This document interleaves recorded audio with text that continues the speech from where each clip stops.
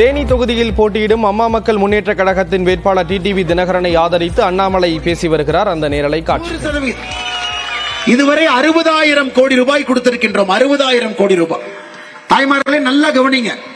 மோடி ஐயா 2014 வரும் பொழுது 100 நாள் வேலை வாய்ப்பு, ஒரு நாள் சம்பளம் 174 ரூபாய். ஒரு நாளைக்கு சம்பளமே 174.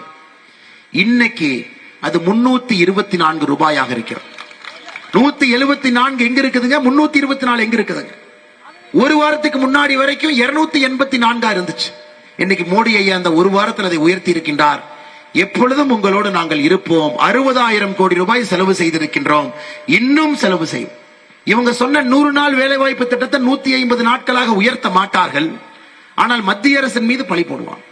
திமுக இன்னொரு பழி போடுறாங்க.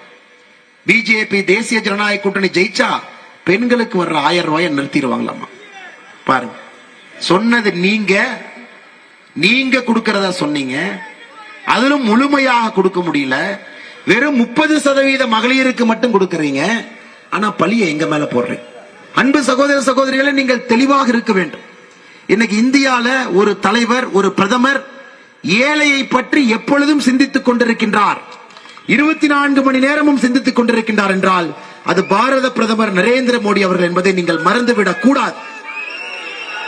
இன்னொன்னு நீங்க நல்லா புரிஞ்சுக்கணுங்க. பெரியவர்களே, தாய்மார்களே, இந்தி கூட்டணி இதற்கு முன்பு நாம பார்த்திருக்கோம். புதுசா பார்க்கலீங்க.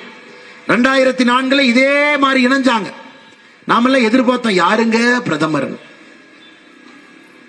எல்லாம் ரூம்குள்ள உட்கார்ந்து பேசினாங்க. தேர்தல் ரிசல்ட் வந்துருச்சு. பிரதமர் யாருன்னே தெரியல. நம்ம ஓட்டு போட்டு வாக்கு பெட்டி எண்ணியாச்சு. அதன் பிறகு 10 பேர் வெளியே வந்து இவரு தாங்க பிரதமர். இந்த காலா படத்துல ரஜினி ஐயா ஒரு டைலாக் சொல்லுவாரு, ஏன்பா குமார் இவர் யாரு அப்படிங்கிற மாதிரி.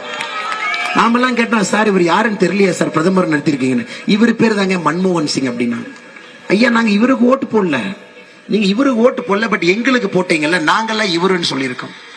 அப்பதான் தெரிஞ்சது மன்மோகன் சிங் அவர்களை கொண்டு வந்து ஏன் பிரதமராக நிறுத்தி இருக்கின்றார்கள் என்றால், பேச மாட்டாரு, கொள்ளை எவ்வளவு வேணாலும் அடிக்கலாம். 12 லட்சம் கோடி ரூபாய் கொள்ளையடித்திருக்கின்றார். இன்னைக்கு அதே மாதிரி இந்தி கூட்டணி பிரதம வேட்பாளர் யாருன்னு தெரியாது. எல்லோரும் இணைந்திருக்கின்றார்கள். தெளிவாக இருக்க வேண்டும். இன்னைக்கு இந்தியாவில் கண்ணு கெட்டிய தூரம் வரை நமக்கு இருக்கக்கூடிய ஒரே ஒரு பிரதம மந்திரி வேட்பாளர், நிரந்தர பிரதம